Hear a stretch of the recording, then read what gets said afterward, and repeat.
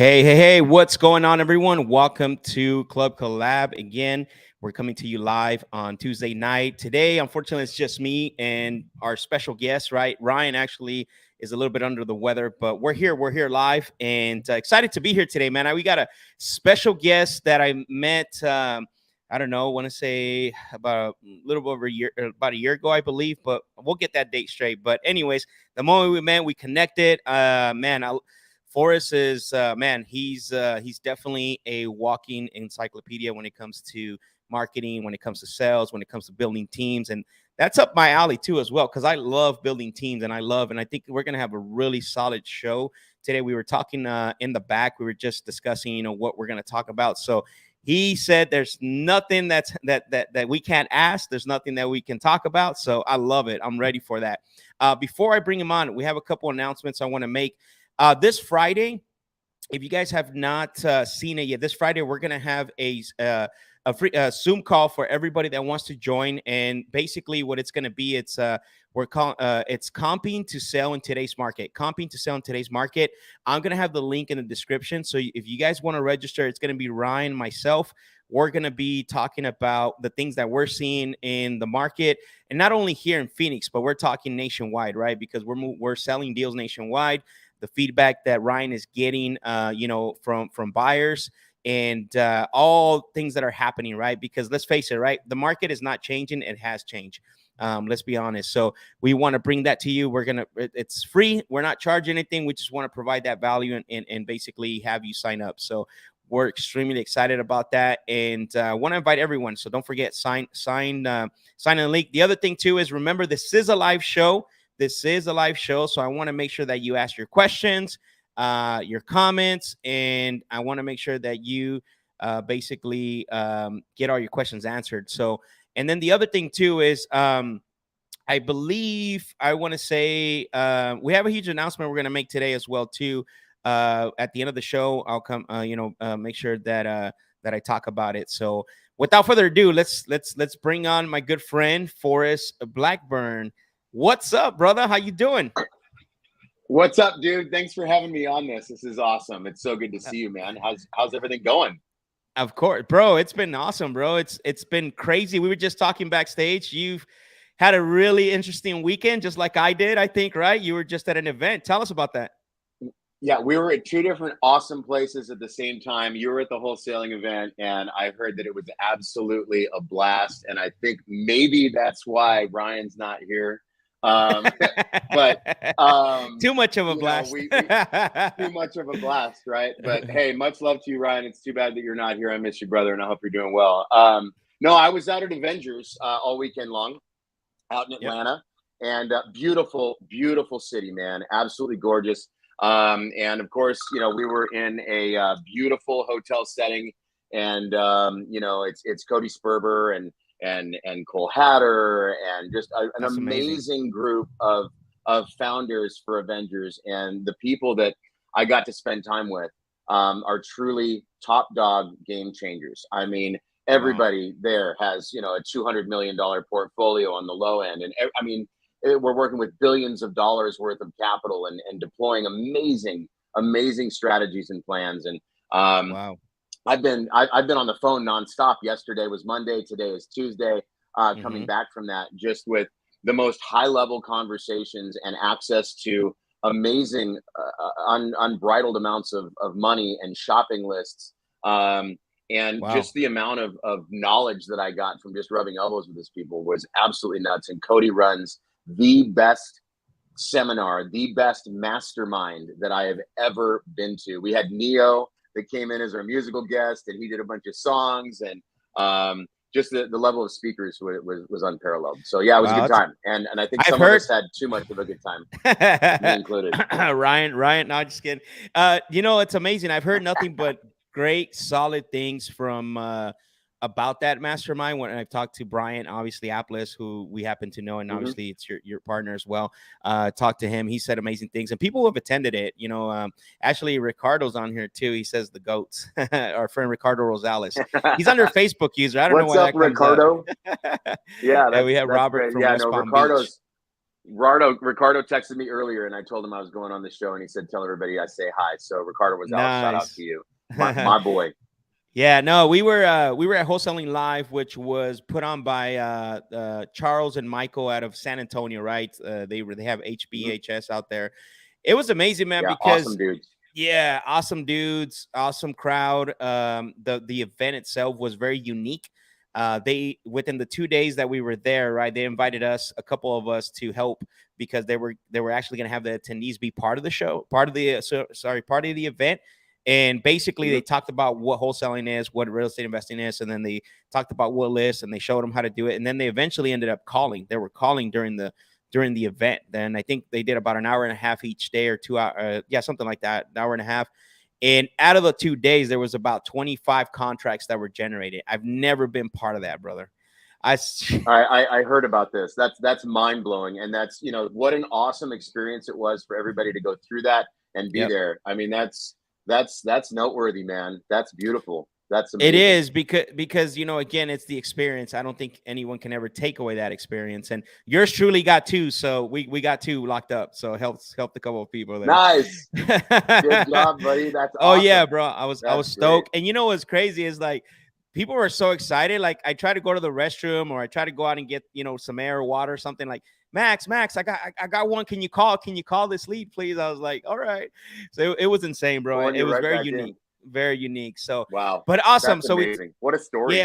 Yeah, man. It's crazy. I mean, like I said, I don't think that's an experience that they can take away from them at all ever in their lives, including myself. I think that was very unique to be part of that. So very blessed that I was able to go attend and got invited to be part of the event. So, man, it's crazy. There's so many events going on that it's hard to be in 2 places at once. I would have been there had I not been in the other thing. So no, I know you would totally hear you. And yeah, I know. That's I know just you amazing that you got to be part of that. That's awesome. Yeah, it was.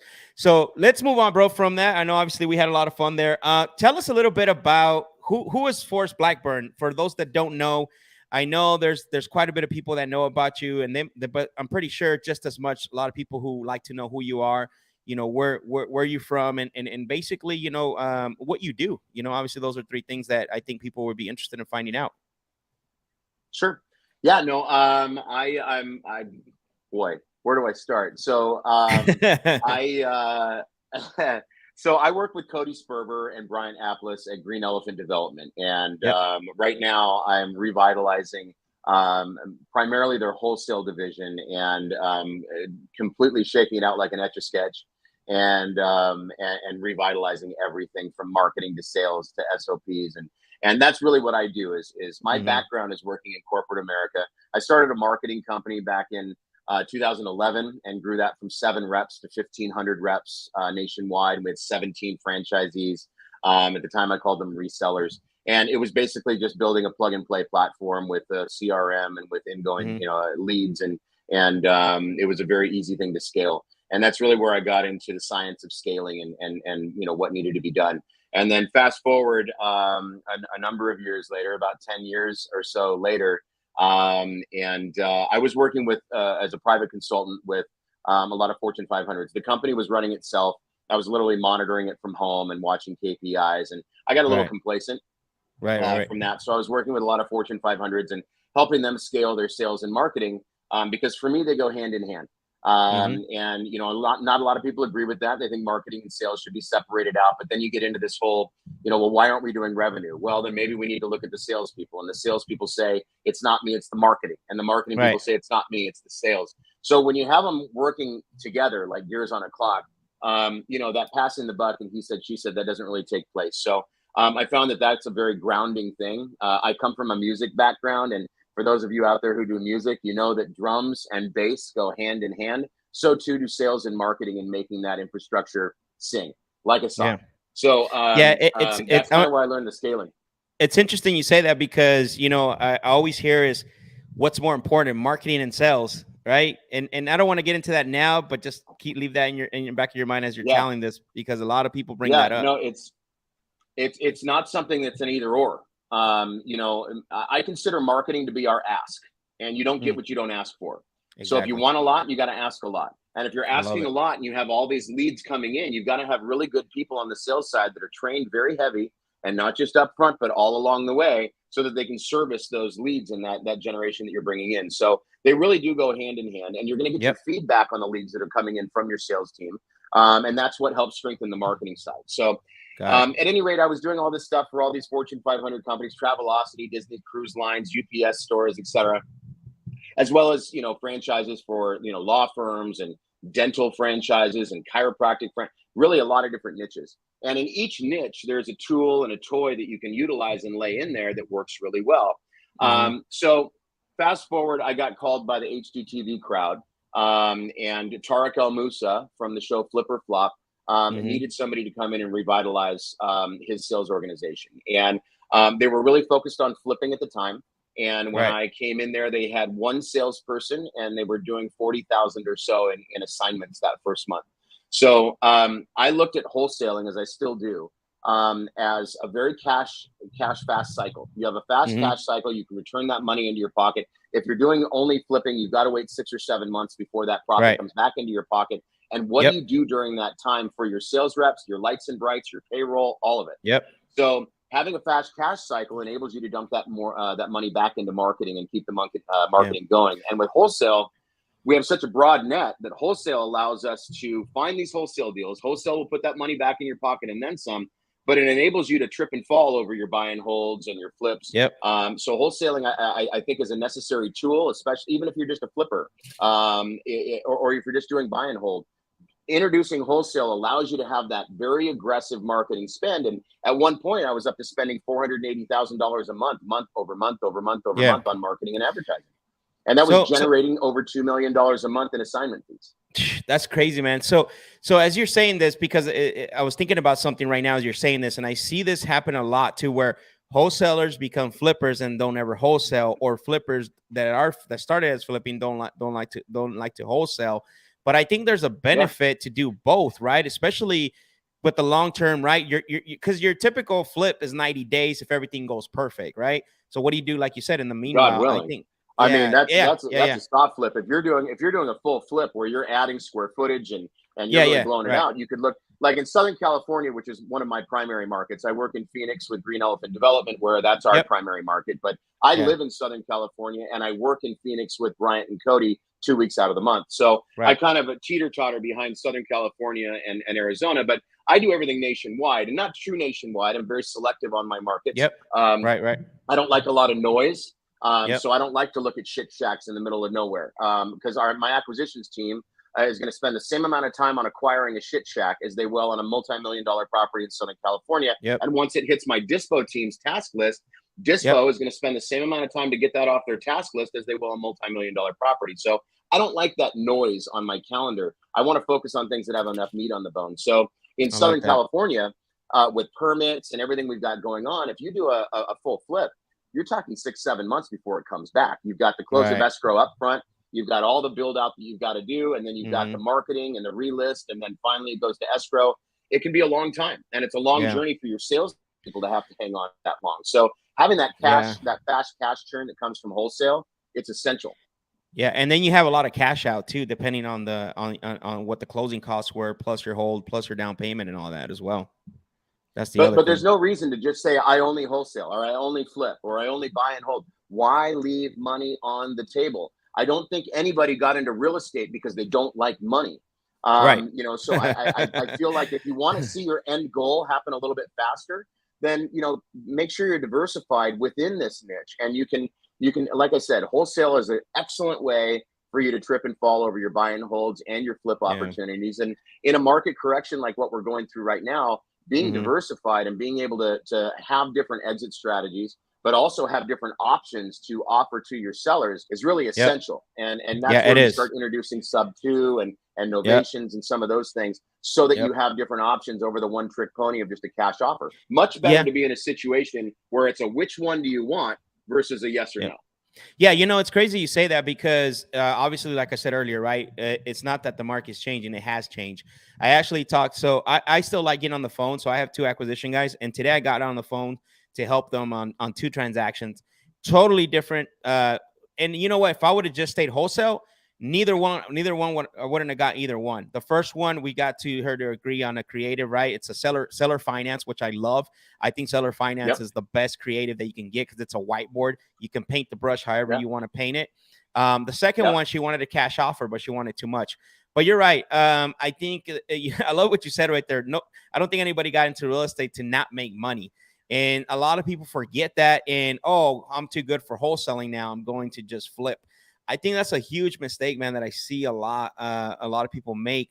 And I was talking to a guy the other day that wanted to move into buy and holds.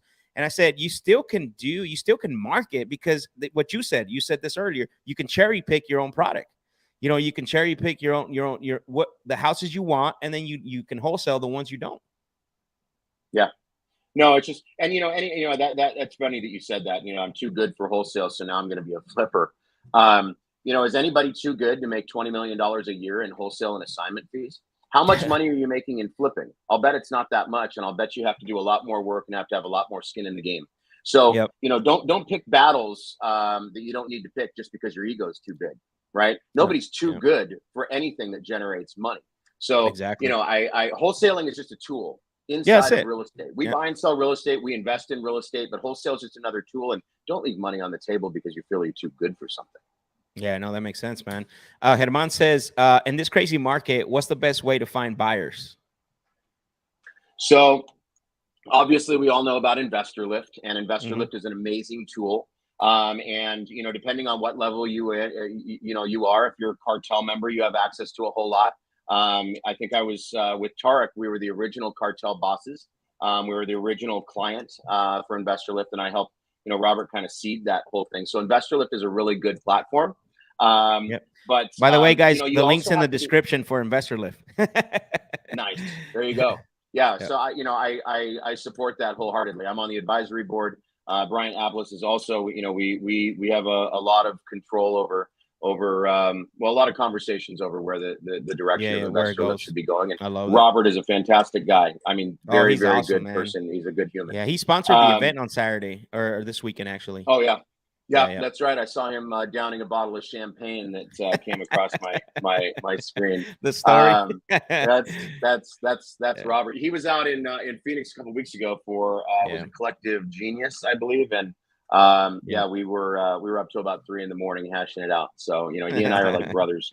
But over and above that, I'll digress. Over and above InvestorLift, I am constantly adding to my buyers list. I am constantly meeting new people and increasing my own private buyers list. My group of a dozen people that are on my VIPs that I know they're buy bots. You have to build relationships with these people. And how do you find new relationships? A quick way to do it is lock up a sexy deal. We talk about deals a lot. How many deals did you get this week? I got 2. How many deals did you get? I got 5 deals.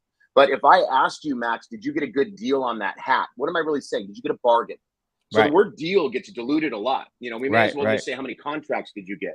But a contract, if you don't negotiate it right, or your sales team isn't trained properly to be able to have the cojones to negotiate it properly and come in at a price. And, our offers, if you don't have enough rapport on the phone with somebody, our offers are like a bad punchline to a joke you didn't tell right.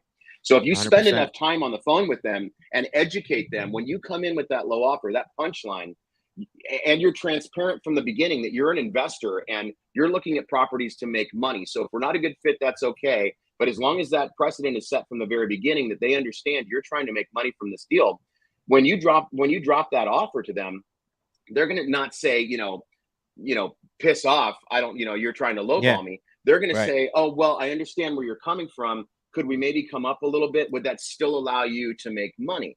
So now they're advocating for you to make money just as much as they are on their side. So now you're much more aligned, and that comes down, to selling the right deal. But Anyway, if you lock up something that's sexy, if you really get a great bargain, and then you drop that into InvestorLift or you blast that out to some buyers that you have, they're going to spread that around. And if you do have a major blast that you can go through on InvestorLift, and I keep saying that, but it's an excellent tool.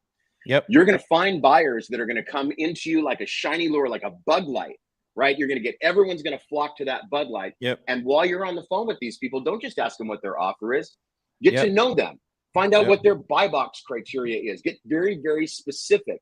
Ask them how many properties they buy each month, how many they can take on. Ask them a loaded question. So if I sent you 30 properties a month, could you handle it if they fit your buying criteria? Let them tell you, I don't know if I could do 30.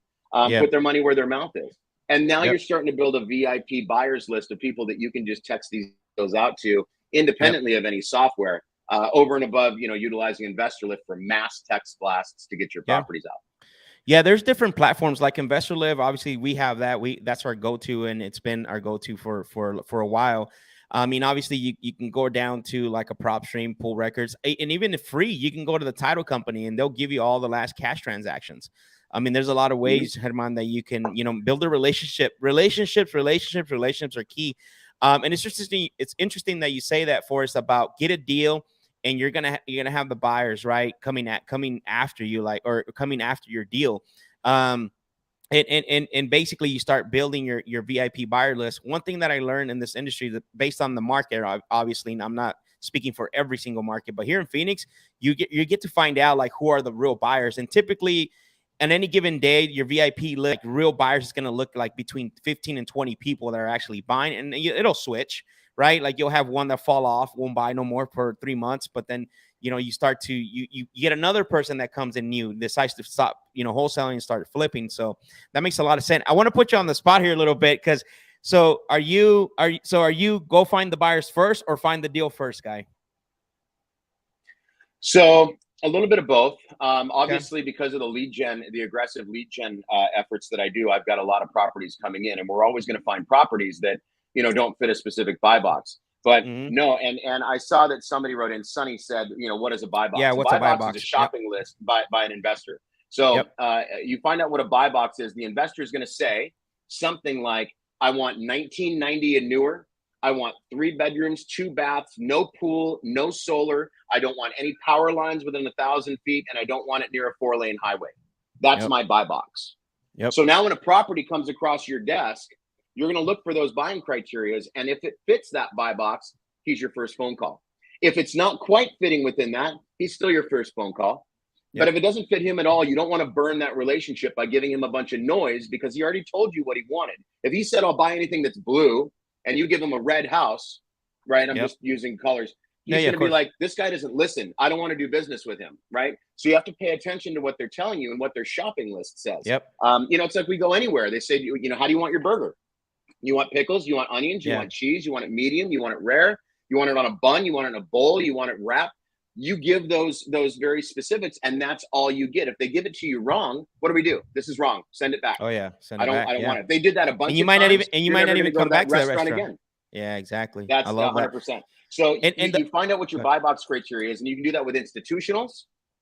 You can do that with with the funds. You can do that with your VIP buyers list. Let them tell you what they want, and then when you go to set up all your marketing, get surgical and focus your marketing on only what your buy box, or what the available buy boxes that you have to go shopping for. Then you can silver platter properties to these investors. You have a buyer on the other end, so you go in with that confidence when you're acquiring the property. Makes sense. I love that. One thing too, Sonny, is you got to make sure you be careful with buyers that say, send me everything, because that's a lie. You send them everything and they're going to, they're never going to answer your email or your text. William has a really interesting question. Because I want to get into, because I know you said something about you're building up, the teams and stuff. I want to get to this question and get back to what you're doing currently. So he says, how can a team of 7 to 8 guys scale from $50K a month to $500,000 a month? We do cold call, SMS, and TV ads. We spend about $35K in total operating costs. Wow. Okay. I have my opinion on that. What do you think? Well, this is kind of a 4-part question, right? It is. How can a team of 7 to 8 guys scale? First of all, what's your payroll look like? Are they base plus commission? Are they heavy on commission? Are you heavy on base? Are there levers you can pull there to streamline those costs and make them run for revenue?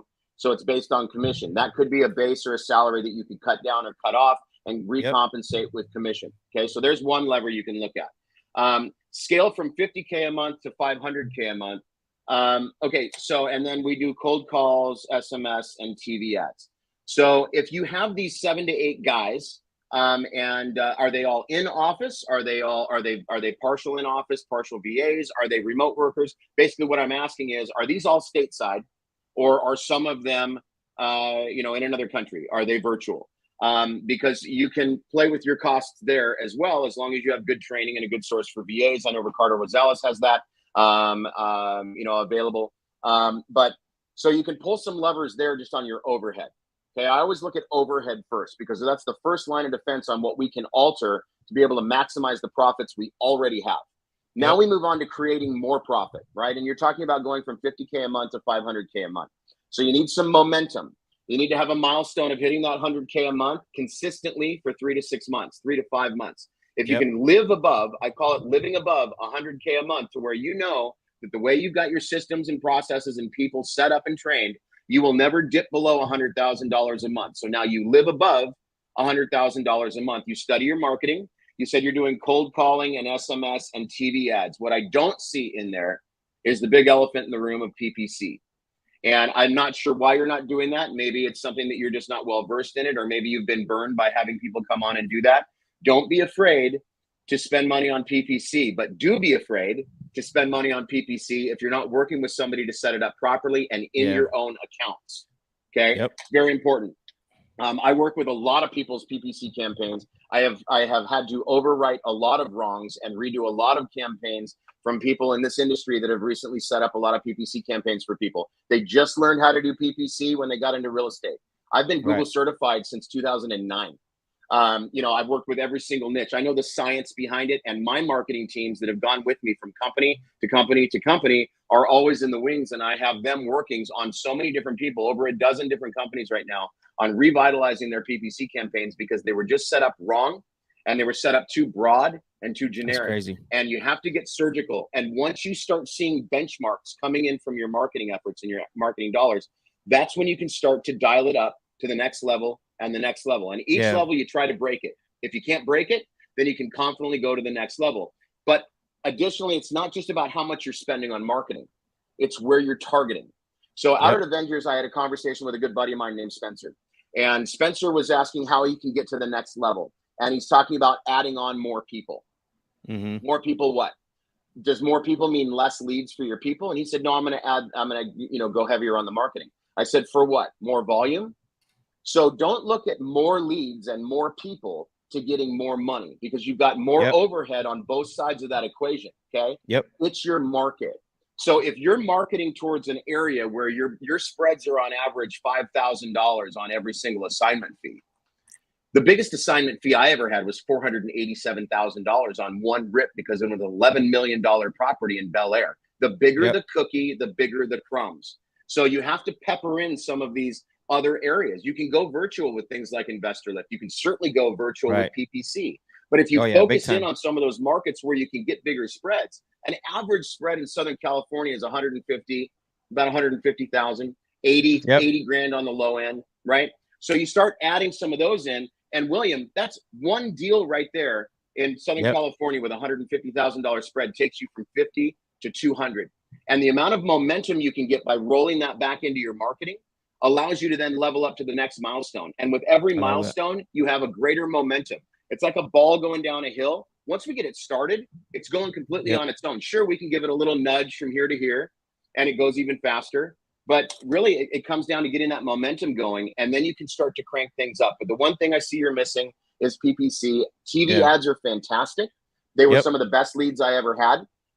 But radio was even better, especially in Southern California, where we have a lot of rush hour and a lot of traffic, a lot of windshield time. Radio ads proved very, very useful for that. But spending $30,000 to $35,000 to get $50,000, there's an issue there, right? That delta is not great enough. No, it's not. That's quite a bit of spend for making that only that amount. I think I think when I was in the partnership, we were spending about close to 50, and we were doing, we were locking up or doing about 3, 4, 5 deals a week, average deal, right? It's like 15K on that. So I think the one thing that we got to talk about here as well, Forrest, is conversion. What kind of training are your closers getting? Where, because if you're getting leads and you're not converting, again, that goes back right to what we were talking about, is marketing gets the noise, makes the noise, and brings in what we want. But then, are you converting the data that's coming in? I mean, would you say I think that's something that's not being talked about here? Yeah, no, there's two things that I'm seeing there. Is it the leads? Yeah. Are they not good leads and you're overpaying for leads? Or are your sales guys and gals not cutting it? Or is it a them problem, or is it a you problem? Are you not training these people enough? Do you not have a good onboarding system? Do you not are you not every single week training your people and doing Zoom calls? So for me, the way I work is on Mondays, I have a commits meeting. And we're going to go over how many contracts you're going to send out, how many contracts you're going to get signed. And if you're focused in a local market, how many appointments are you going to set? And we go around the room, and that's what everybody commits to. It's a commits meeting. On Wednesday, I do one-on-one calls with each person individually. I want to find out what's going on in their personal and professional life. I want to know what's going on with deals. I want to know where the hurdles are and where the obstacles are, so we can work around. It's a 15 to a half hour, one-on-one session with each person. On Friday, I have a goals meeting to review the commits meeting from Monday. This is, again, in a forum. It's publicly accountable. You go around the room and, okay, so James, on Monday, you said you were going to send out 5 contracts. You were going to get 3 signed, and you were going to schedule 2 walkthroughs. How'd we do? And they're going to say, well, this one didn't work, but I got more contracts than what I said, because one rolled over from the week before. Remember that guy I told you about, and his mom, and the blah, blah, blah. And because it's in a forum, everybody has run into a similar obstacle. So everybody can talk and communicate and grow and learn together. But again, it's public accountability. And I have everybody giving an EOD report, an end of day report. How many phone calls did you do? How many text messages did you do? How many contracts did you send out? I have all those KPIs already. I always have them up on a big screen. I have them here in my home office. I have them at my office in Phoenix. So I'm always watching the KPIs. It pulls directly from my CRM. But I want to hear from the horse's mouth. I want to hear from each individual person, so I can individually hold them accountable. And additionally, I have a quarterly quota for everybody. Every market's going to be different, but it's all revenue based. And what I like to do is I make sure that it's required for them to bring a deal to the table, one deal out of that revenue quota. I don't care if you're at Aunt Sally's on Sunday, like Brett Daniels says, talk to people. Let everybody know that you're buying houses. If you bring in that deal, I'm going to pay you more. Maybe your regular commission is 15%. I'm going to pay you 25%. And because of that, you're going to always be working for me. You're always going to be looking for that bigger deal. And even if it doesn't close, I'm getting that data into my CRM. So I'm getting free data that I can put into a nurturing campaign. And then when it closes, I have 75% of something that I never spent $1 for. I never knew I was going to have. So I pretend like I don't have it, and I roll that into a new marketing channel to split test, or I level up my marketing that I have it right now, and I throw it back into the business. It's a great way to create your marketing budget right there. I love it. I love it. William, I highly recommend, there's a book called Sales Boss by Jonathan Wisman. Sales Boss. I highly recommend go get that book. Everything that Forrest just talked about, how to structure that, the meetings, how to make your team more accountable. That book was one of the books that helped me a lot when to be able to manage the team. Obviously, there's a ton of books, but I believe that's been one of the highlights. I don't know, Forrest, if you read that book or not, but I highly recommend get that book. I haven't read it, but I've listened to it. Okay. You're like me then. I'm all audible, bro. I'm in airplanes. I know, me too. Cars, you're probably you're an auditory learner like me, probably. So freaking Pat Hilton says the only thing that could make this better is a huge stack of chicken wings. He's crazy. Oh, Pat's my boy, dude. He actually called me when we were starting this, and I had to mute the call. So sorry about that, Pat. I love you, buddy. Oh, got it. Mindset, skill set, network. Exactly. So let's talk about what you're currently doing right now. I know that you are you're doing some big things, obviously. And so what is where you're at right now in your business? What are some challenges that you're having? What are some wins that you guys are having right now? What does that look like right now inside the business? We're having a lot of wins right now. And, this market correction we had to take a step back and I really had to revitalize things. And that's why when I mentioned earlier, the whole just cash offer, one trick pony, here's my offer, take it or leave it. If you leave it, then we're done. That's a bad position to be in. A yes or no sale sucks versus a which one. It doesn't matter which one they pick, you still win. So, offering 4 different buckets of service, offering the cash offer, offering a creative finance and a sub 2 deal, offering a listing through your relationships with agents, but then you get them to throw that under the bus because that's why they contacted you, because they don't want to go through the circus of working with an agent, which then brings us to the 4th option, which is novation. And they walk right into that. And you can pick what works for them and you can play with it. And getting them to that point really sets you out from the rest who are just offering a cash offer. So we've had 100%. A lot of success with implementing that. I have a quick comping chart that's good just to test the thermometer of the seller that Sean Terry graciously passed along. Nice. Super awesome guy. So I love you, Sean. Nice. And it really does give an average ARV from Zillow, Redfin, PropStream, and then it spits out where we need to be on a 60 to 70. 60% would be a wholesale deal, 70% we're getting into sub 2 arena, 80% it's probably going to push towards a novation. But it's enables you to really quickly get into that. So by implementing a lot of these tools and implementing a lot of these changes for the market correction, and the biggest one has been altering my pitch deck. So I send out a presentation. I have my reps sending out presentation decks on every single deal. It's in their signature line. It's everywhere. And it talks about the company and the mission statements. It shows before and after photos on our flips.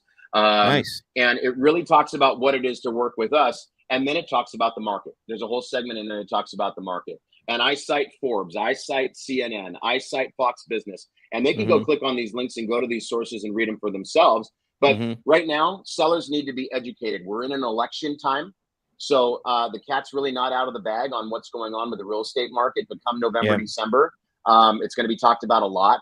But we all hear when the stock market crashes. We all hear when crypto crashes because it doesn't affect everybody. Right. When real estate starts to take a shit, it affects everybody because everybody sleeps somewhere. And it's either going to affect you as a renter because your landlord's got to raise the rates, or it affects you as a homeowner because you're losing equity. Right. And we've been in kind of this fake equity limbo for the past 6 months, where everybody thought that, it was all climbing. And we had those procrastinators that wanted to wait till the peak. Well, the peak's the smallest point on any mountain. Once you hit that peak, it's all downhill from there. And now those procrastinators are jumping to try and sell their houses, but they're hanging on to the fact that they still think their house is worth more, tomorrow than it was today. And that's just not the case. So there's a lot of education 100%. That we've had to put into play, and that's changed the game a lot. So those are the successes. The challenges that I have, we went through this. It was an amazing thing at Avengers. It was like speed dating. And we all sat at a table and we had 75 seconds on each side of the table. So you'd be sitting across from me, Max, and then I'd sit down in front of you.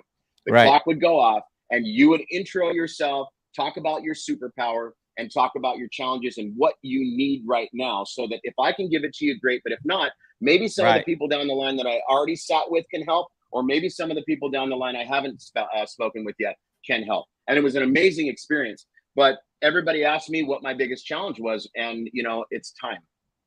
Time is my biggest challenge. I am a cinder block on a gas pedal, and I have a very low tolerance for patience. And for me, nothing happens fast enough. So I'm moving things around and everything. I feel you, bro. I can't wait for this market correction to lay in. Like, I'm just constantly trying to get to, the next step in the next phase. And for me, the biggest challenge is time and always bandwidth too. So, and that's where delegation comes into play and putting that into work. So. No, I like that. I think, you're right about your first, I actually just talked to a seller today that, hey, one of the things I said was, hey, you know what, Forrest, if you and I were having this conversation back in January, the price you're asking for the property would make sense. Right. So you have to, you definitely have to put some education behind it, because there is people that are basically still stuck on that. Nathaniel said emotional equity that is losing value. Claudio's, go ahead. Yeah, people think that because Timmy took his first steps down the hallway that somebody's going to pay more for it. Well, nobody cares that Timmy took their first steps except mom and, Mrs. Seller. It's not going to help me sell the property.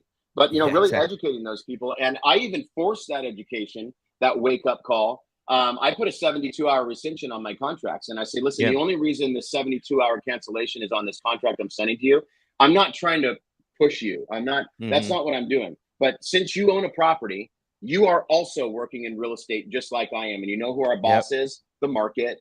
The market is what dictates to us how much I can pay for your house. The only reason, okay, that I have this 72-hour cancellation on there is because if you don't sign within 72 hours, my underwriting team, it's our policy now to go back and relook at the deal and make sure there's not any new comps that pop up. The worst thing that can happen, guys, is if you put a property under contract and 3 days from now, a new comp pops up that valuates your property $60,000 or $80,000 lower than what you thought it was. Now, what are you going to do? You have to go back and renegotiate. But that's okay. A lot of people are scared of doing renegotiation, but it's real estate, guys. If I made an offer on your house, what do you do if you don't like it? You counter, and I counter back. Don't be afraid about negotiating after the contract. As a matter of fact, I instruct my team to do soft negotiation up front. Make sure they're serious. How many times have we spent days and hours of each day on the phone with a seller and bending over backwards to run comps and negotiate them down to the penny? And then you send them an offer and they say, yeah, you know, we'll probably be ready in about 7 months. I think now things have changed. Holy crap. Think of all the resources and time that I just allocated to that. Like, let's get to a number that we both softly agree to. Once I sign that with you, then we're in business. Then it starts. Then you go work. I can put money into my contractors and my appraisers and do the due diligence on it. And that number may change. It may go up. It may go up. I'm going to talk to my investor and try to get the most amount of money from you. And if it goes down, that's okay. You don't have to accept it. We will explore other options. I got you. Don't worry about it. We'll figure it out. Right. Yeah. I see that mistake a lot of people make. And I call that don't make a move without a commitment. Like we go and do this, do that. We don't even know if the seller's going to work with us. It's funny. I told the seller today, she's like, well, what's your offer? She's like, well, I said, well, 200,000. She's like, well, you're the lowest. I'm like, well, I'm not here to tickle your ears or set high expectation. I know that at 200,000, I said at 200,000, I feel confident that's an offer you can depend on. And I'm not going to come back and, you know, price drop you in a week before closing. I'm confident, super confident in that offer. Yeah. And she's like, you know, if you're looking for the highest offer and not the one that's going to show up in your bank account, by all means, I don't play that game. And she just kind of started, she didn't know what to say from there. Oh no, I'll tell them, listen, what's the other person offering? And they'll say they're offering 618. And I'll be like, okay, 5 million. What? Yeah, let's sign a contract for 5 million. I'm going to cancel on you in about 3 weeks. Okay. It really doesn't matter what somebody says. What matters is who performs. Look at my track record. Talk to some people I've worked with. I have no problem giving you some testimonials. Find out that I am real. All these other people are trying to lock you up so that people like me will go away. And by the time you find out that this person's going to drop the offer so low that you've got to come back to me, I'm gone. I'm not Midas. I can't buy 100 properties on your street. And so if you don't take my money, I've got to give it to somebody else. And once I give it to somebody else, I don't have it for you. I'm offering you the front parking space at Disneyland right now. You can drive around and think about it, but by the time you come back, it'll be gone. I love it. I love it. Claudia says sellers are definitely over the peak right now. The best time to sell this year's behind us at this time, without a doubt. Absolutely. I love this quote. Today's price is not yesterday's price. Nope. And that was the thing in 2021. Everyone had a crystal ball that said tomorrow it'll be worth more, and the next month it'll be worth more. So I'll overpay today. I'm fine with that because in a month from now it'll be worth more. That is gone. That's done. Yeah. Oh, absolutely, man. Absolutely. A lot of people are getting wiped out because they exploded during the what I call the prosperity. I don't know if it's fiction prosperity, but prosperity bubble. Right, those 2 years, 3 years that it just went boop, skyrocketed. So, let's get back a little bit. I want to talk about marketing, man, because I don't think too many people talk about marketing. We always talk about sales, closing. You know, how to close a deal, how to, you know, and again, going back to that same old age marketing versus sales, where you and I are in agreement, like you can't have one without the other, right? For somebody, for those that look at their business and they try to make, you know, adjustments, and typically for some reason, and I see this a lot, but for some reason, marketing always seems to be the one that suffers. Do you see that a lot, especially in real estate? I mean, what do you think about that strategy? Because again, you know, like we talked about, you know, marketing being the blood, or say that's what's going to bring in the activity. Yeah, marketing's a cost. Right. So as business owners, we all have those sticky fingers where we don't want to let that dollar come out of our hand. Right. So when we start to feel desperate, or we start to feel like something's going on, we tend to start pulling those levers and cutting some of those costs. But You can do that on some things, on some of your vendors and on some of your, you can change the different plans and things like that. But, pulling back on your marketing is like, choking your business out.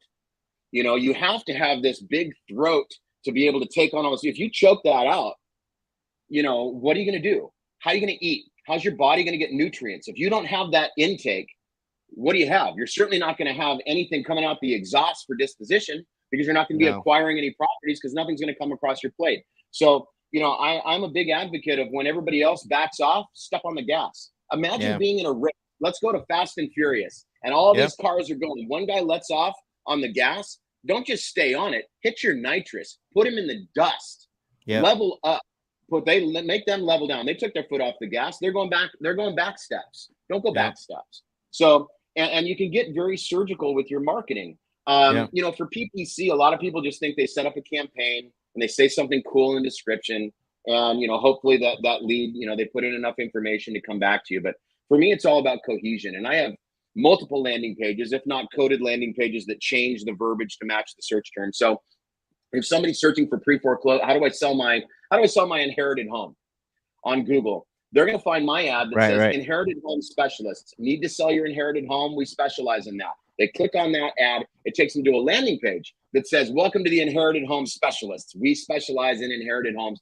Fill out your information with your inherited That's ninja, home. man. For pre-foreclosure, tax liens, hired landlords, fire damage, water, doesn't matter, right? And then that funnel comes into your CRM, and your salespeople look at their CRM and say, okay, this came from the pre-foreclosure funnel. So they're going to take their opening script for pre-foreclosure and say, hey, this is Cindy. We're the pre-foreclosure specialist. Thank you so much for calling. How can we help you with your pre-foreclosure? Right? Now these people are saying, holy crap. Everybody else I talked to were just like, yeah, let me hear about your house and your situation. Well, we already know their situation. And now they're saying, you guys are my home. You guys specialize in what I'm looking for. I now have blinders on. I'm not going to talk to anybody else except you guys, because you guys specialize in this. It's all mind ninja stuff. But people need to know that they're following down. I call it corralling cattle. And you need to know that you're putting them down the right chute so that they can go in the right direction that you need them to go. Then you're aligned in the conversation, and their ears are open. They're not in a taekwondo stance. They're relaxed. Their shoulders are down. They're ready to listen. And you build a lot of credibility and rapport that way. I love it. I love that. It's like when you watch commercials, right? Or anything on TV or ads, and they use all these different colors, and they use, these different tactics to get you to entice you to go buy or go take an action, right? That's really what marketing, some of the science behind that. And you build some, you've obviously, I know that you built some really big, huge sales teams. And also, when did you start? Because you said you were a musician, but when did you start like diving deep into like marketing and understanding how all that works as far as the science behind it? So I was signed to Capitol Records back in the day, and I toured around and had a lot of fun. That's awesome. Or so I was told. We got into a position where the A&R guy, that's like your manager inside of the label, who sets you up on tours, promos, and all that stuff. He was replaced by another A&R person, and they came in. They owed a lot of favors to other bands, and they did they shelved us, which means they put us on a back burner and gave us no activity. Really kind of breached a contract. So my entertainment attorney at the time started suing Capitol, and Capitol was suing my attorney. But meanwhile, me and all my record producers from Capitol were out shooting pool and laughing about it. Hey, I'm suing you. Hey, I'm suing you. So Capitol said after a few months, hey, you're not making any money right now, because we're all buddies. And this was back in the MySpace days. So I was doing all the MySpace and all the band promotion for my band. And they said, why don't you come in and do it for everybody else too, and we'll pay you. So after a few weeks of working at Capitol in their marketing division, my attorney called me and he said, you can't do that. It's a conflict of interest. I said, oh, okay. And my entertainment attorney, amazingly enough, was the vice president of Paramount at the time. Wow. And he said, come over to Paramount and do marketing over here. It makes more sense. So I went over there and I ran their social media. And this is right before Facebook was coming out. And it wasn't just social. It was all marketing in general. And a lot of the budgets that were coming in for the billboards and the high rises and the bus stops, a lot of that money was being pulled back and reallocated towards this digital marketing space and this new thing called Google. Right. So that's when my ears perked up about Google, and the term SEO had not even come out yet. So I ended up getting a phone call from the UFC, the Ultimate Fighting Championship out in Vegas. Right. And they needed a music supervisor. So I went out and met with them, and they told me, they said, what we need you to do is pick all the music that fits for each fighter. So all the round music, in between the rounds, the intros for the fighters. And then we've got about 7 documentaries and TV shows we've got going on. We need to pick the intro and outro music, the theme songs and all that stuff. And I said, okay, who do we use? They said, no, that's your job. And I got very clear with them to make sure that it was entirely up to me. And then I went ahead and licensed all my own music. So I licensed all my own music to the UFC. It was the smartest thing I ever did. And to this day, it's the only thing that I still receive money from. I get healthy mailbox money every quarter from the UFC. There's been like over 200 pay-per-view fights that my music's been in, and that's been kind of cool. That's amazing, bro. Anyway, that's a cool story. When that contract was over after 13 months, and they put me up in Vegas in a sweet house with a pool and a view of the strip, I told my fiance at the time, my wife now, I said, so when this is over, I want to move back to Orange County. That's where I was based at the time. I said, I want to move back to Orange County. I want to figure out what this Google marketing thing is. I want to find a company to go and learn from. And I want to live in Laguna Beach, and I want to work in Irvine. And I'm really big believer in manifesting your own destiny. And when I'm resolved to something, I make that happen. And sure enough, we moved back to Laguna Beach about a month later, and a job in Irvine working for a Google certified company. And I moved from being sales manager very quickly up to being the director of sales. For whatever reason, I was just able to get it done. And the sales numbers were there to support it. So I built their entire sales infrastructure based on a product that I thought that they were fulfilling. And after about a year of building this sales monster, I mean, me personally, we were having $40,000 weeks. I mean, it was crazy. And I realized that they were not in the business of long-term nor fulfillment, and the reviews were piling up. And so I cut my losses. I left a lot of money in residual income on the table, and I went and started my own company and figured out that I could very quickly service those people that we were working with, the small businesses, building them local brand recognition and online marketing. And I grew that from 7 agents to 1,500 agents nationwide, and it grew into this huge big, conglomerate, and it was great. I sold out of that when I started to work for Tarek. And Tarek El Moussa from the show Flip or Flop. And I really focused on just working for one company as opposed to all these other companies that I was working with my marketing company. We had over 50,000 clients that we serviced from 2009 to 2020, and websites and full stack app development and everything. So it was a big experiential learning curve for me. And I learned how to build franchises, and I learned a lot. And I learned it by hard knocks. And, from that, then I started taking all these tricks and toys that I had learned in all these different niches, and I layered it on top of the real estate investing space, and specifically, looking at wholesale and marketing.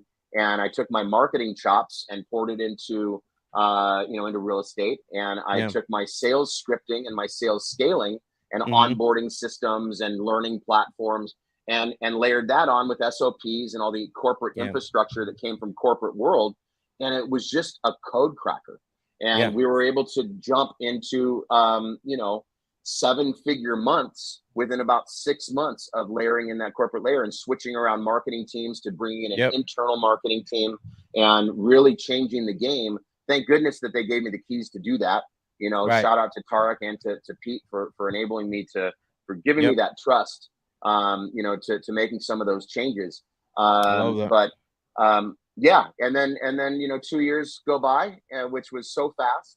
And, the market was looking at changing, and we all kind of decided that I can't just pay me to hang out. So if we're not going to scale this anymore, I'm going to move on. And or they could, but they didn't want to.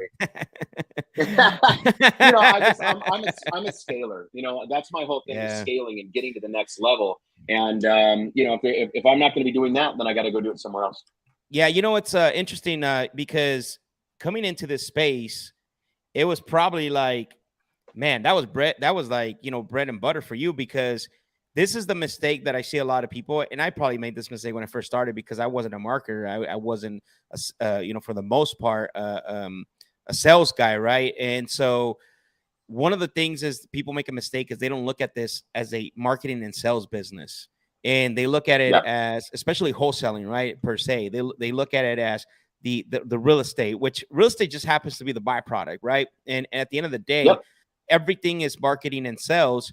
But for you, I mean, talk a little bit about that, what you see that when you see, talk a little about how you see that when people make that mistake and Sure. how it helped you coming from that background of marketing, because you were able to scale No, pretty quick. And man, you're right. It's you know, a lot of people overlook that. And if you think that if you're in wholesaling and you think you're in real estate, you better look again, because you're in marketing.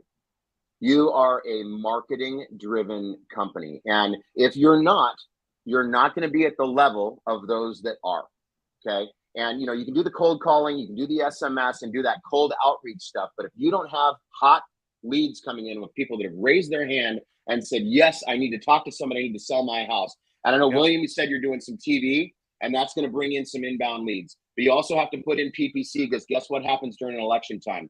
Ad spend on TV goes way up, and the people that can afford it win the spots. And there's other stuff too. William, we should talk offline about your TV. There's a lot of things called remnant ads and things like that, where you can pick up very low cost things in local markets. If you're focused in a local market, who cares what all the people on the outside, even if they know about you, they're not your target. You could be you should be crickets to them. Total ghost, who cares? But the people inside your market, they need to think that you're the biggest damn brand that there is.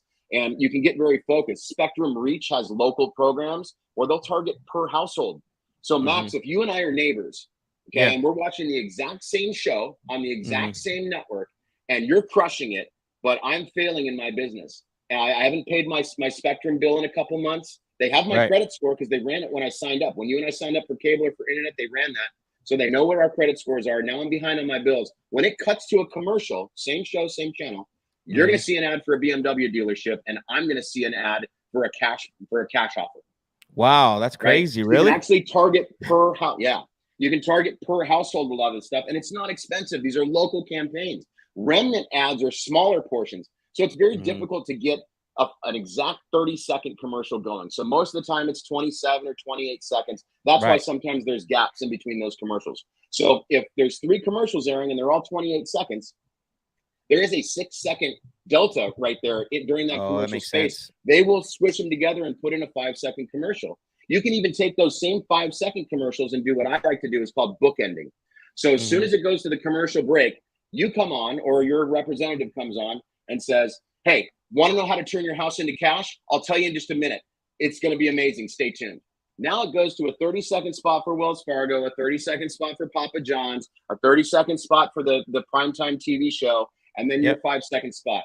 Hey, turn your house into cash right now. Call 888-888-8882. Again, 888-888-8882. Turn your house into cash today. Talk to you in a minute. You just owned that entire commercial break. And those other guys that spent so heavy on those big spots, no one even remembers what they were about because everybody was hanging on trying to listen to you. And it cost you pennies. Wow. Okay, so William, let's talk offline. I can help you. How can William reach you, Forrest? How can William get a hold of you? ForrestBlackburn.com. Yeah, just go. It's right there on my picture there. Just go to ForrestBlackburn.com. Get yourself on the calendar. And I'm happy to walk you through some of the stuff and even intro to some of my connections to help you go faster. But again, during an election time, it's going to be tough on TV and on radio because that's where they're targeting. On PPC, even on Facebook, right? During the elections between Biden and Trump, I pulled way back on almost to nothing on all my social efforts because you couldn't see anything on anybody's wall but Biden and Trump. Right. And Trump. Yep.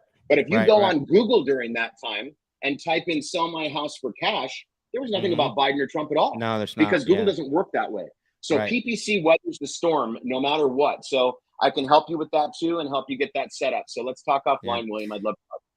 Yeah, it's awesome that you say that because guess what? All the leads that were called on at the event, where do you think they were from? Yeah, PPC, I'm sure. PPC, 100%, bro. It's all inbound. PPC, YouTube, Facebook, they were all inbound. They were all from those sources. Yep. Let's see. Forrest, I love everything you've done in the space. Massive thank you for insight. My question is, how do you scale the disposition of properties at 20, 30, 40, 50 plus deals monthly flow? Well, Claudia, are you using InvestorLift? Again, I keep coming back to this, but InvestorLift is really like eBay. Yep. Okay. So, fast forward, go rewind back. What did we used to have? We had Craigslist. That's about it. Go before that, we had Penny Saver and we had little classified things. And before that, we had to run an ad in the newspaper. And again, all of those things, even Craigslist, is focused on your local market. So when you start getting into InvestorLift, or let's say you use eBay to sell an item on eBay, you're appealing to all those people that go on eBay, right? A much broader market. That's why eBay caught on. InvestorLift is very much like eBay. You have a buy it now price, you have an auction price, and then you submit your proof of funds, and you can close the deal all through there. And then you can blast out, depending on which mode you're on, you have access to 3.8 million buyers. 3.8 million buyers. And you've got all these InvestorLift users that are going through and check marking the right buyers to vet them and show you their buyer score. So again, I keep going back to that. I have no skin in the game. I'm just on the Forrest, I board of don't mean to InvestorLift, interrupt you, but I think he does use InvestorLift. Yeah. So he just wants to know how he can scale. That's a big way to do it. Yeah. So on top of that, you need to be making sure that those posts are going out, not just to the people that you're blasting out on InvestorLift. You have to be posting that out on social. You have to have a team of people that are doing that for you. That can be VAs. I mean, this is not heavy lifting stuff, but I will say that when you're actually talking about the property, and this happens over the phone, texting is so easy, but on dispositions, so the difference between acquisitions and dispositions is acquisitions is B2C. So there's a lot more hand holding, a lot more rapport building. You've got, a credit retention style salespeople on the phone. Yeah. On dispositions, they're actually selling a product. Yeah. And it's B2B. So you can have hard closers on your disposition. Jim, you told me you were going to get an offer into me by 2:00. If you can't stick to your word, you're not going to be on my list anymore. Look, bro, if you don't want to make money, I totally get it, but that's not what you told me. I can stop sending you properties and take you off my list entirely. But if you do want this property, I need you to claim it and I need you to put in a strong offer. It's a harder close. And on dispositions, you can do that, but you do have to have a good marketing side to your dispositions team where they're funneling out these deals. They're blasting them out. They're sending them out to your VIPs. They're sending them out through InvestorLift. They're putting them on Facebook. They're putting them on classified ads. You've got to go nuts and get it out there as much as possible, because Dispo is selling a product. Acquisitions is selling an offer and a rapport and credibility. It's selling an emotion. There's a lot that goes into that, but dispositions is selling a product, and it's B2B. So it's a different animal because you're dealing with an investor. You're not dealing with an end buyer. And if you are, then that's innovation, and let your agent deal with that. That's what the agent does, or you use less service, whatever. But dispositions is selling a product. So I look at dispositions as two different departments: dispositions marketing and dispositions sales. So you have the dispositions marketing team, and that could be VAs. They're creating that shell on InvestorLift. They're making it sexy. You've got to have really good pictures. Who wants to buy a car that has no pictures?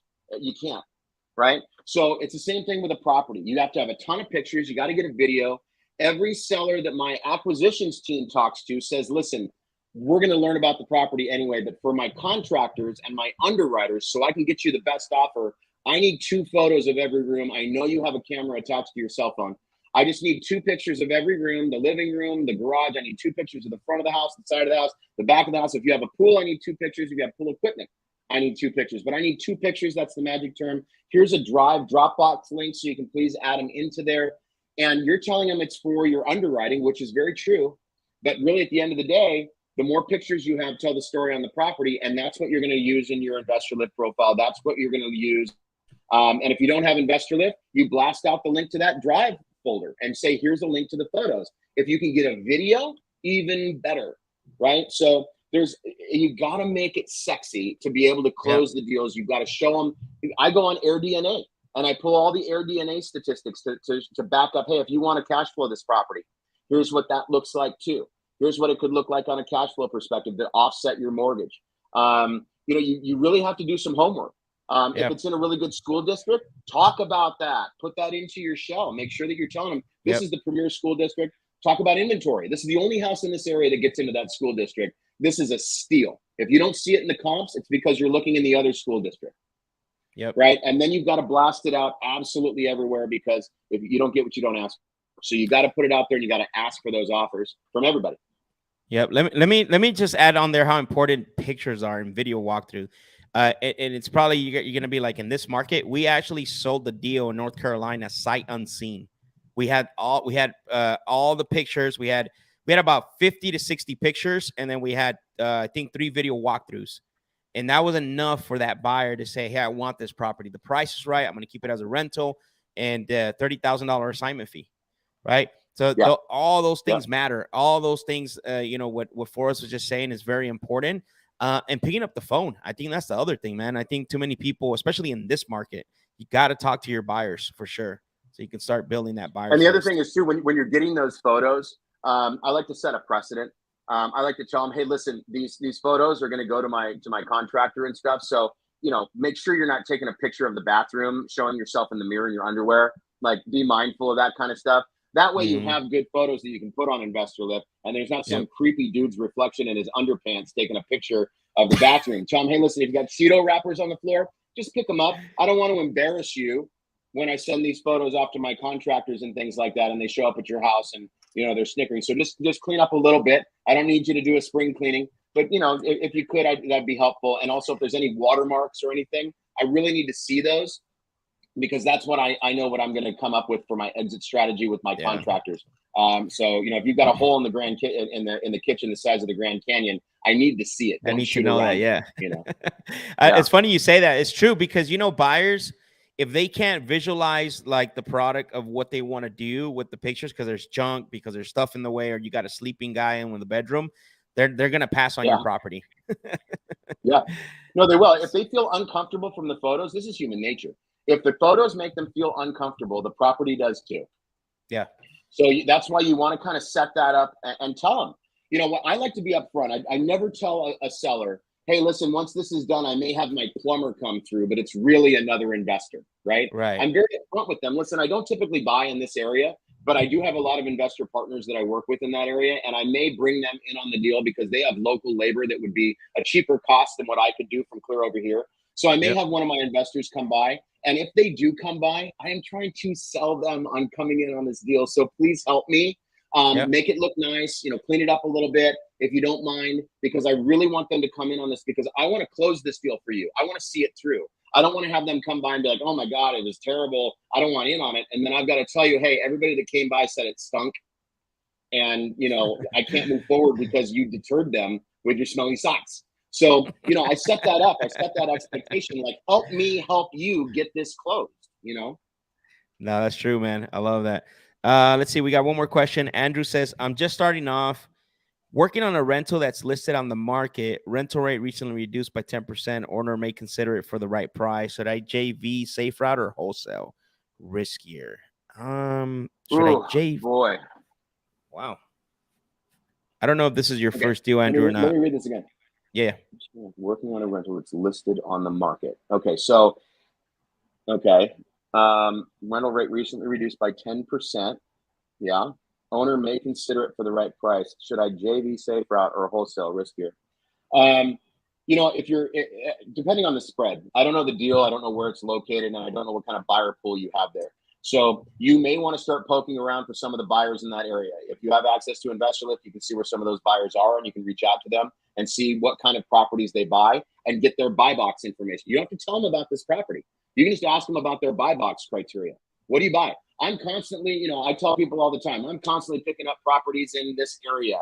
I'm very aggressive on my marketing. If you can tell me what you're looking for, I'll get more surgical on my marketing so I can give you these strikes right down the middle for you. And they'll tell you because they're excited. And then once they tell you what that buy box is, you match it against this property that you're asking a question on, Andrew. And if it fits, then you say, okay, I think I've got one for you. What would you think about a property that's 3.2, this many square feet, north of this and east of this? What would you normally pay for that if it only needs about 20K to get to this ARV? Where would you be? And see what he says. And if he comes back with a price, now you know what to negotiate your seller down to create that spread for you. And you've never even locked it up yet. Yeah, I love that. I did that. Yeah. I love that. I did that today. We're working on a deal in Winter Haven, Florida. So right between Tampa and Orlando. I don't know that area. So I called up 2 buyers. Hey, what do you think about Winter Haven? That's all I said, right? It's between. man, we love that area. And then we saw it in InvestorLift. There's a lot of activity. Andrew, there's a link in my description that says, need help with the deal, collaborate with us. We'll help you out. We don't even have to sell it through us. We just want to look at it for you. So fill out that form. There's a link there for you, and we'll definitely take a look at it and see if you just to give you some some direction on it and see if it's even a deal to begin with based on what the seller's looking to get. So, man, this has been great, bro. Yeah. So I guess one thing I want to before we wrap up here, I want to ask you a little bit about so in your team right now, what does your team look like right now that you're building, and then from what it looks like right now, how much more bigger are you wanting it to get based on what's happening? So right now, I'm building a team of very strong closers. And for me, when I staff, especially on acquisitions, real estate is something that can be learned. I mean, I've worked with so many realtors out there that I didn't even think they should be leaving the house, let alone, be doing real estate. It's not hard to get a real estate license. You get the 3 books, you take your test, you go, only have to remember it until you get through that state exam, and then you forget it all. It's not hard to learn real estate, but it is hard to do sales if it's not in your blood. So I look for sales first. If you can sell door to door, if you can sell knives, if you can sell solar, that's a good one because they're in the house, typically talking to people about the structural integrity of the home, etc.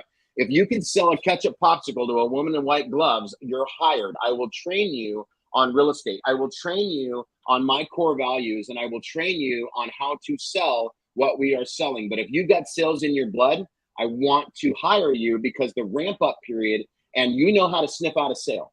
And you've used your words, which have always worked. I'm going to give you the scripts. In no way, shape, or form do I ever want you to read them.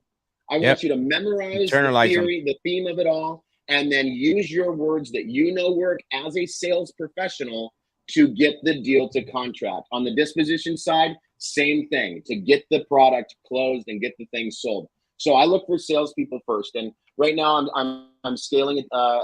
We're building around the existing team, and I'm scaling that out for in office. I'm also scaling a very large virtual team on the cold calling SMS lead management side. So it has to be an assembly line, right? And everybody has to stay in their lane. I've got SOPs for absolutely everything, and you do not step out of your lane. Everybody's got a role. You'll never see the door panel guy at Tesla run down to fix a tire for the tire guy on the assembly line, because as who does Elon Musk fire? Does he fire the door panel guy for not putting on the tire right? Does he fire the tire guy for not doing his job? Does he now fire the door panel guy for skipping out on the door panel gig? It creates chaos. So everybody's role, everybody's job is their business, and it's their job to make their business excel. And when you're trying to do 2 things at once, we're human, we're only 100%. So if you're trying to do more than your job that demands 100%, you're taking a percentage away from that. And as a business owner, that's a big slap on the wrist. If I do 2 jobs, the best that I can do is give 50% and 50% because I'm human.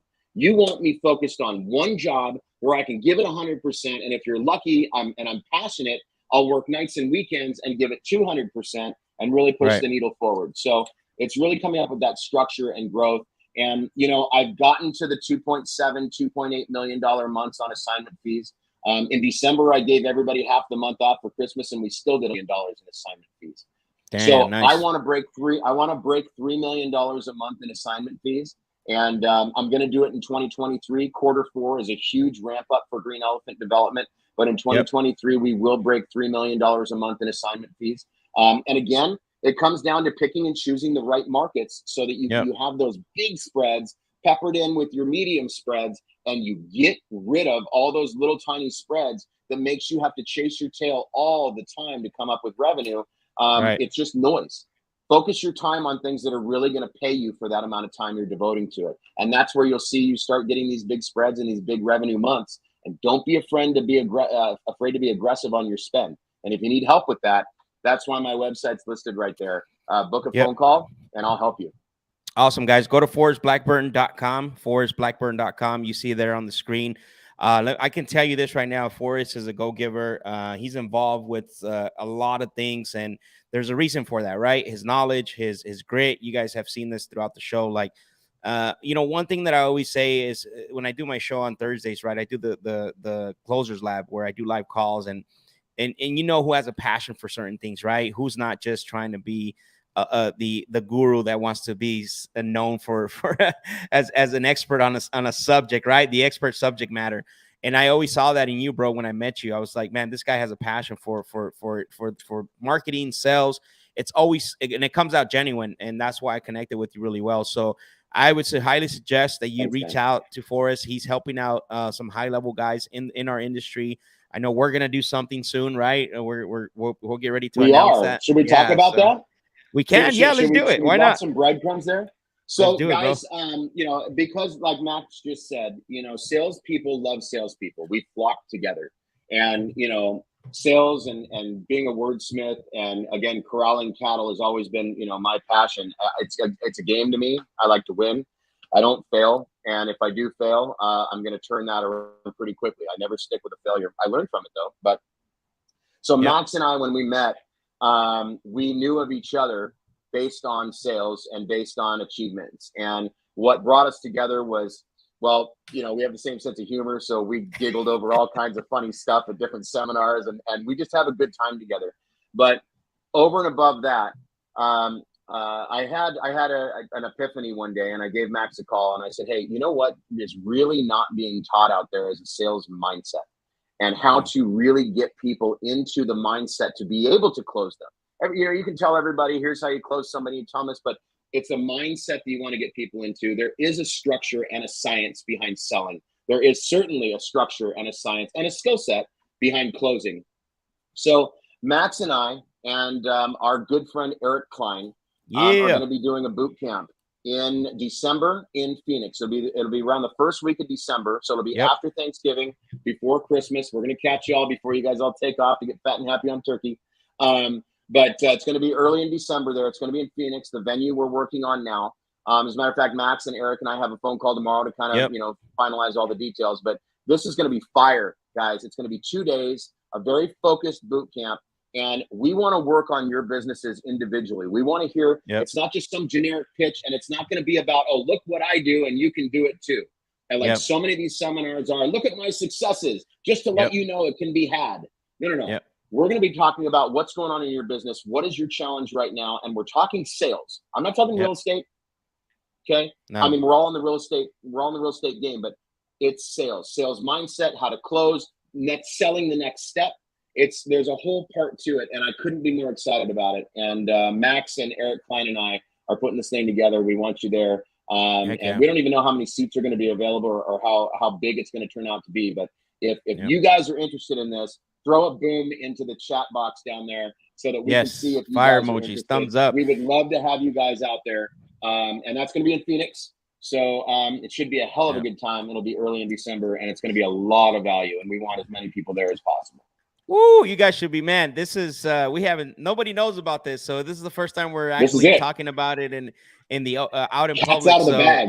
It's out of the bag. So you can either DM me or reach out for, go to his website. I mean, man, I'm super stoked, bro, because, you know, like I said, going back to my comment earlier about having passion for something. And when it comes to sales, man, there's nothing more that I have passion for, and not just for it, but to see other people succeed and learn the right way, you know, right. And learn how to have the right mindset to approach the sales. Cause man, I think sales changes people's lives.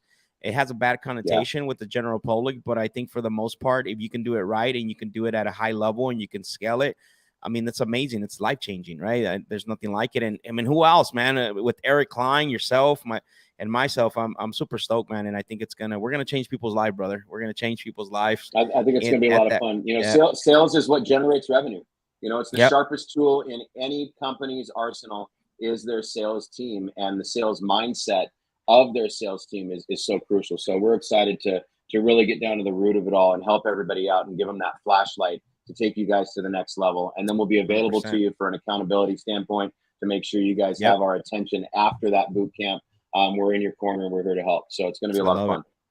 That's good. Well, I appreciate it, brother. Thank you. I'm stoked for that. As time goes by, I'm ready to release some more information and create some content around it. So I really appreciate you for hopping on. I'm going to just make one more announcement. I'm going to bring you back on. So think about something you want to leave somebody that's maybe struggling, or somebody that needs, you know, something that you want to leave somebody with before we end the show. Okay, so I'll bring you back right now here in a minute. So awesome, man. Forrest is amazing. I told you guys it was going to be a treat today, and man, I couldn't have had a better show than that. I think he brought the house. Amazing guy. He's always been genuine about everything, straightforward. One thing I want to say is be on the lookout for that. Really, it's going to be amazing, guys, what we just announced right now. Again, we haven't announced it anywhere else. We dropped the bomb here today. Super excited for that. Remember what I said in the beginning of the show is that we are having our Zoom call this Friday. The link's going to be in the description. We want all of you guys to be on that. So go ahead and register. It's free registration. We want to bring you on. We're going to talk a little bit about what's going on in the market. Some of the things that Forrest touched on today. We're going to be talking about some of that, right? How to talk to the buyers, how to make sure that your acquisition team is comping correctly. Here's why we're doing this. We look at a lot of you that watch the show, watch the Closers Lab, or even on Instagram that follows us on Instagram. We look at about on a high day, because I don't want to be that guy that says we look at about 10 deals a day. No, on a slow day, we look at about 3 to 5 deals, right, that get sent to us. On a high day, we look about anywhere from 8 to 10. And what happens, what I see a lot is they're overpriced. And so I talked to Ryan. I said, Ryan, we got to do something, bro. We got to help the community to adjust to what's happening. We're no longer back in January. A guy sent me comps from 2021 in December and I can't remember November, and I was just blown away. I said, Ryan, we got to do something, bro. Let's do this. Let's create a Zoom call, and let's just show what we're doing when we're looking at deals now. So that way, when those that want to collaborate with us, they at least have an understanding of what they need to do. So I highly recommend that you register for that Zoom call. I'm going to put the link in the description so that way you can go to it and register as soon as we're done here. So please join us Friday, 3 p.m. Arizona time. And that's Mountain Standard Time. So if you want to join us, then we're going to be live. Just register for that Zoom call. And I want to see every one of you there, even though you may know how to comp. Maybe you'll see something different. Maybe you can help us, talk to us. What are you seeing? This is a community thing, right? We want to see you succeed. These times that have changed, unfortunately, it's wiped some people out. I know there's some people that are still hanging by the thread. So we want to collaborate and make this community even better. So with that being said, I'm going to bring Forrest back on for these last words, and we'll be heading out from there. Go ahead, brother. You got the floor. Yeah. I was thinking about the ask. I was thinking about what you asked me to touch on here at the very last minute. And the biggest thing I can say is, guys, we're going through a market correction right now, right? 2022, there's a big challenge happening right now. With the interest rate spikes, we just had another one come through in August. Things have changed a lot. And you know that, and I know that, but the sellers don't know that, right? The buyers, the end buyers don't know it either. So that's where novations comes into play, right? They don't know. Let's keep the secret, right? But there is a market correction. And these sellers are trying to get this top value amount that they think that they can get, but it's false equity. It's just not there. And the only way to combat that, you can combat them all you want, but it's going to fall deaf, right? You have to educate your sellers. If you educate your sellers, it's like telling a joke perfectly. If you tell the joke bad, your punchline is going to suck. If you educate the seller in your pitch, and your pitch is perfect, when you come in with that punchline, that offer, they're going to be receptive to it. Educate your sellers. And on the disposition side, you can do novations. And back to the selling side, give them options. Don't just give them a cash offer and say, take it or leave it, and let's negotiate. And I'm going to, really negotiate hard. Give them options. Don't just be a yes or no, take it or leave it guy or gal. You've got to give them options. You need to start following. If you don't, follow Pace Morby. Okay, Pace is just an awesome dude. I spent the weekend with him. We laughed, we cried, we had a lot of fun. And he's subject to is his bag, right? So follow him, learn from that. Novations, Corey Geary's got some great programs on that. Another really good friend of mine. Learn novations. I can teach you all this stuff too, but there's also all these other great guys that are out there and available, okay? And they own those spaces, right? For a reason. So give these people options. Learn what your options are. Have really strong relationships with agents. If you're going into a market that you're unsure of, reach out to an agent and get an education on that area and make a friend. they're not only going to educate you on the area, but they're going to start sending you some properties. And if you call them saying, hey, I've got this property in this area, do you know anything about it? If you have that relationship, they're going to say, you know what? I'm going to be over there in about an hour. Do you want me to go walk that property and take some pictures for you? They want to make money with you just as much as you want to make money with them. So agent relationships is very important. Relationships in general is very important, but make sure you're educating your sellers and make sure you're giving them options so that they work with you. And then on the disposition side, build your own buyers list. Use things like InvestorLift and saturate the property that you have out there, because you don't get what you don't ask for. So put it out everywhere, okay? And if you need help with marketing because you're unsure about spending money, you've got money in your pocket you want to spend, but you don't know how to spend it, well, that's where I come into play, okay? I will help you put the SOPs in place. I will help you get marketing and sales straightened out. I will help you put rails on this so that you no longer have to be an employee at your company. You can be the owner at your company, and your company runs on an automated basis because you've got those rails in place and everything just runs on their own. So visit me on my website, and I'll look forward to hearing from you guys. And Max, thank you so much for having me on the show. I love you, my brother, and thank you so much for inviting me on. Likewise. Likewise, man. Love you too, bro. Thank you for being on and dropping all this knowledge. By the way, I'm spending about 3-4 hours on Thursday with Corey because I got to step up my innovation game a little bit. So, good. So everyone, thank you for joining. He's a smart dude. He's got it. He's got it, bro. Oh, he's got it down. So yeah. So thank you everyone for coming on the show and watching us and asking all your questions. Until next time, I'll see you guys later. Peace.